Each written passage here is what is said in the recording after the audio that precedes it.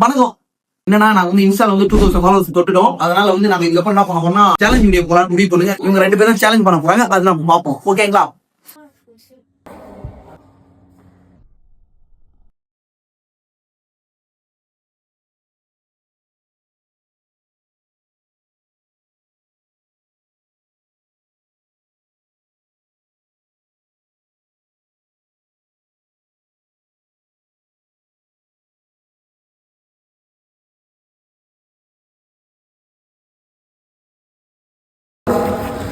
Challenge வீடியோல வந்து ஜெயிச்சு யாருன்னா ஆண்டோ வர நின்று ஜெயிச்சு வெற்றி கோப்பை நந்தி விட்டார்.